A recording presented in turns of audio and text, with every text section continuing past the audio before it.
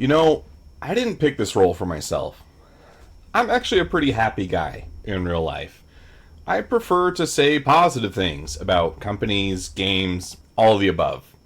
It just so happens that Bamboo sold their souls and made me very upset as a consumer, and now CIG is doing the same thing again. We talked about this on stream, but long story short, you can still buy a lot of power on the Pledge Store, and now you can buy even more. The latest iteration includes things like flight blades, which just make your ship better, even though they say it doesn't. There are two variants. One increases your top speed, which doesn't really matter in most dogfighting scenarios because you will very rarely be at top speed anyways. And then there's one that increases your maneuverability, which in a rate turn, in a turn fight, and a knife fight, is just a win button against an evenly skilled player. So yeah, you can just buy the way to make your ship better. And I really have to wonder, how is this not just creating a problem to then literally sell us the solution? Because what are flight blades doing that could not reasonably be done with engineering the way that it was previously laid out? You could go into an engineering terminal, set up a tune. Tuner was supposed to be a specialty that players could take upon themselves, and if you were a talented tuner, you could get these exact characteristics that flight blades are now selling for $15. So literally, what are these doing that cannot already be done within the framework of engineering as it was previously shown to us? I don't see it. But this is just the latest iteration of an ongoing problem with CIG's marketing system. It wasn't good that they sold ships, but we were okay with it with the idea that it was temporary. This is while the game is in alpha, guys. It's how we're going to fund the game. And at the time, ships were literally the only thing that you could consider the game, because when these first started, that was all there was. It was just the ships. You would go into your hangar, look at your pretty ship. It was just a paperweight. It didn't do anything. And you could buy more ships to look at more paperweights. And then as the game expanded and expanded, there started to be some semblance of gameplay around these things. And you could actually use them and fly them around and shoot other ships. Great time. But we were still okay with them being sold with the idea that it's only temporary, guys. Like, this isn't going to be forever. This is just while we're developing the game. But we have Squadron 42 and we have 1.0 on the horizon, right? We don't know how far away that horizon is yet. Squadron 42 supposedly next year. Guess we'll wait and see. Maybe GTA 6 will push that back. Who knows? But 1.0 has been announced. We've been told what it's going to be. And if not now, then when are we going to start working towards that eventuality when we stop selling ships? Now, I'll admit that I'm highly skeptical that that day will ever come, because CIG has made $800 million selling ships. It's very hard to walk away from $800 million to try something else. But that is what they promised. And that is what's going to be the healthiest move for a game. And if the ship sales are drying up, it's probably because all of us older players are also drying up. I don't have more money to spend on Star Citizen, but if you could make a good game that attracts millions more in new blood, new players from across the gaming spectrum, then you could make just as much money selling cosmetics. And that is what I wish you would do, CIG. Please stop selling power on the Pledge Store. We really may as well rename this. It's not the Pledge Store anymore. It is the Power Store. You come here when you want to pay to win. And that's what the store allows you to do. You can buy every advantage you can imagine. Oh, you want to make sure that you never lose out on armor, that you always have the gear you need to stay alive?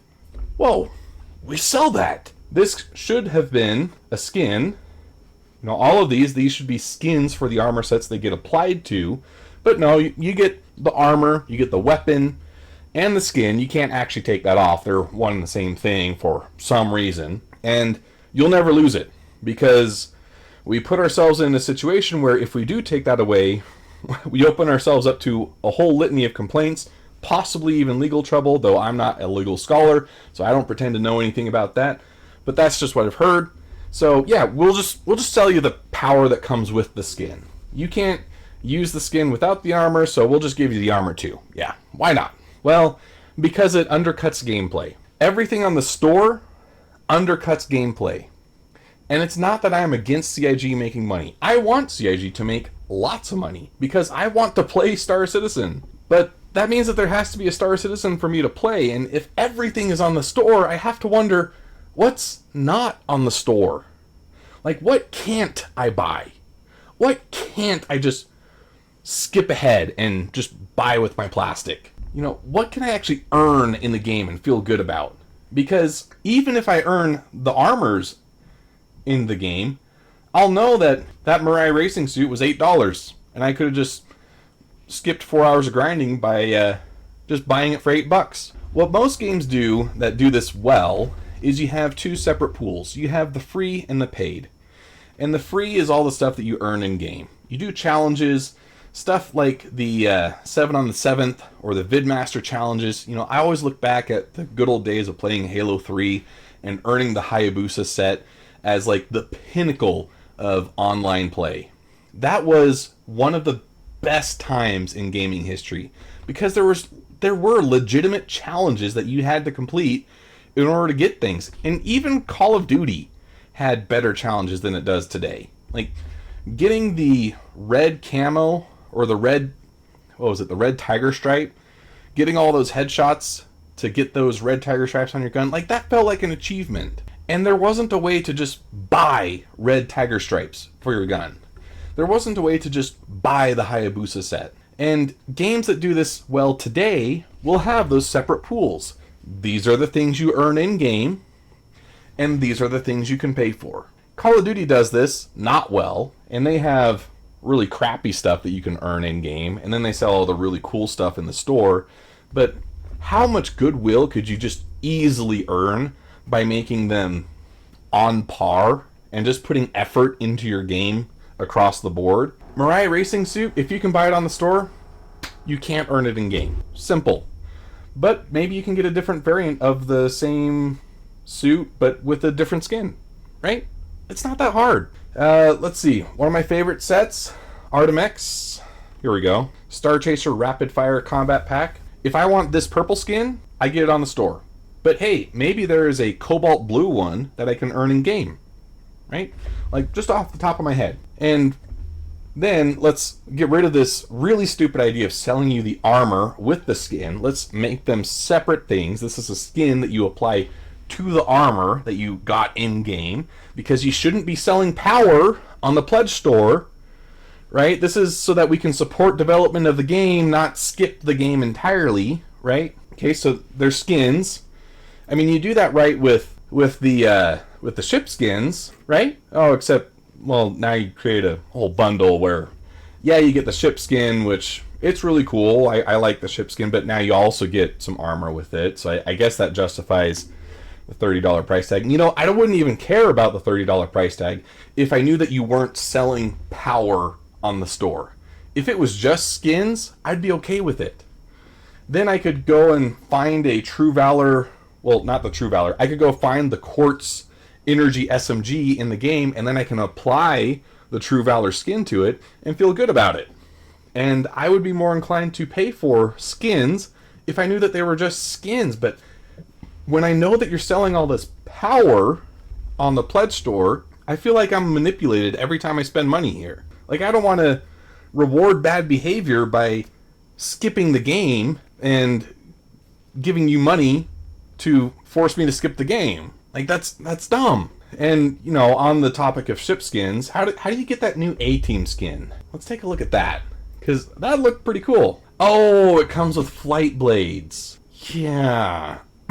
So currently, the only way to get the A-Team skin, and of course, you know, CIG doesn't call it that because, you know, copyright, whatever. So it's the Nightbreak skin, or the Nightbreak paint, because we don't have skins, we have paints, right? The only way to get this currently is to it says $18 here, but I think the last page said that it's on sale, because whoop-de-doo, right? But yeah, now you get the flight blade with it too. Oh, what does the flight blade do? Yeah, it's a win button. If you come up against a player with equal skill, you're going to win if you have better maneuverability. So don't try to gaslight me with this offers you tuning flexibility. This is selling power. This is selling a win to a dogfight on the store. If you have, just because they're the two names that I know off the top of my head, you have Virgil and Avenger 1, both flying Gladii, and one has the B, and the other one does not. This one's winning. PHB is going to win out every time if they have equal skill. So, yeah, let's throw that out the window. You are selling power. This does give you an advantage. This is not just tuning flexibility. Realistically, any game that has the respect of its players, that sells things on the side, is not selling things that impact gameplay on the store. It's always going to be cosmetics or things that are otherwise trivial. You're not going to gain an advantage by having the Nightbreak paint, but it looks cool as hell, and that should be reason enough to get it. And if you put more effort into the cosmetics and providing a variety of them and getting a lot of them out there and having every ship supported, you wouldn't be having issues selling cosmetics. There is plenty of money to be made there. And then, man, if you couple that with a game that plays well and runs well, 800 million is a thing of the past. You'll be making way more than that. I mean, why do you think every other AAA studio has gone that route? It's making them buckets of money, even with how bad games have been as of late. So you can really screw up and still make tons and tons of money just selling cosmetics. So here's a thought, CIG. Let's take the chance. Let's stop selling power on the pledge store. Let's do things right. Let's do right by your players, the people who have supported you all this time. Let's cut the crap and just sell cosmetics. Get rid of all this power play on the store and just do what you said you were going to do. If not now, then when? Right? The bottom line is this. Everything that is on the store undercuts gameplay. Even the skins, a skin on the store is something that I can no longer earn in-game and feel good about it. Because even if it were also available in-game, knowing that it's on the store undercuts the ideal of earning it. And it will always raise doubt in your head when you look at another player wearing that skin. It's like, did they actually do something cool? Or did they just do the little swipe of the card? It doesn't feel good. So, create separate pools. Give us actual content that we can earn in-game. You have enough artists that this should not be hard. And create a pool of stuff that is exclusive on the pledge store, and then make it actually a pledge store, a support the game store, and not a power store. All right? If you can do that, I'd be pretty happy. That's all I've got. This is Odd Job Entertainment, signing off. There will be a open letter and a link to a Spectrum post that I'm working on. Feel free to click on that and update it if you want, or tell me that I am completely wrong in the comments or on Spectrum. Either one works. It's all engagement anyways, and that's really the lifeblood of a YouTube content creator is engagement. So, I mean, truth be told, while I do try to make my viewers happy, if you're upset, that also still helps me. So it's like I can't lose here unless you just don't watch. But anywho, this is Odd Job Entertainment signing off.